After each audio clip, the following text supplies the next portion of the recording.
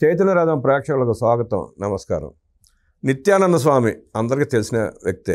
భారతదేశంలో కొల్లగొట్టిన సొమ్ముతో విదేశాలు పారిపోయి ఒక ద్వీపం కొనుక్కుని దేశంగా ప్రకటించుకుని రాజుగా బతుకుతున్నాడు అక్కడ. అలాగే అదే మార్గదర్శకత్వంలో జగన్మోహన్ రెడ్డి కూడా గత 43,000 కోట్ల కేసుల్లో ఇరుక్కున్న ఆస్తులు ఎట్టాగు విడిపించుకునే అవకాశం లేదు కాబట్టి ఇప్పుడు దోచేసిన లక్షల కోట్లతో విదేశాల ద్వీపం కొనుక్కున్నాడని ఏ రోజైనా ఏ క్షణమైనా ఏ రకంగా అయినా పారిపోయి ఆ ద్వీపంలో సెటిల్ అయిపోయి ఈ కేసు నుంచి తప్పించుకునే అవకాశం ఉందని ప్రచారం జరుగుతుంది.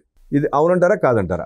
జగన్ రెడ్డి గారు 12 సంవత్సరాల క్రితం సిబిఐ ఈడీల్లో అక్రమ సంపాదన కేసులు సంపాదించిన సొమ్ము కంటే ఇప్పుడు ఆయన పరిపాలనలో 5 సంవత్సరాల్లో సంపాదించిన సొమ్ము భారీగా లక్షల కోట్లు. నంబర్ 1. నంబర్ 2, ఈ అమౌంట్ అంతా కంటైనర్లో విదేశాలకు వెళ్ళిపోయింది రకరకాల రూపంలో అనేది ఆల్రెడీ ఎస్టాబ్లిష్ అవుతున్న సత్యం. మూడోది, ఈయన ఫ్రీక్వెంట్గా చార్టెడ్ ఫ్లైట్లో కొన్ని కట్టలు మూటలు తీసుకొని విదేశాలకు జంపు అక్కడ ఇన్వెస్ట్ చేశారని వార్తలు వినిపిస్తున్నాయి.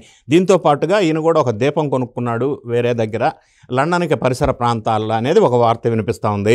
మీరు చెప్పిన స్వామీజీతో పాటుగా ఈయన కూడా ఈ కేసులన్నీ మెడకు చుట్టుకున్న సందర్భం చూసి అప్రాప్రియేట్ టైంలో అదే మాదిరి జంపు చేసి ఆ ద్వీపంలో ఆయన రాజుగా ప్రకటించుకోకపోయినా అక్కడ తలదాచుకొని మిగతా జీవితం కొనసాగించడానికి కూడా అవకాశం ఉంది. అవకాశం ఉందంటే తేల్చేసిన రవీంద్రబాబు గారికి ధన్యవాదాలు తెలుస్తూ నమస్కారం.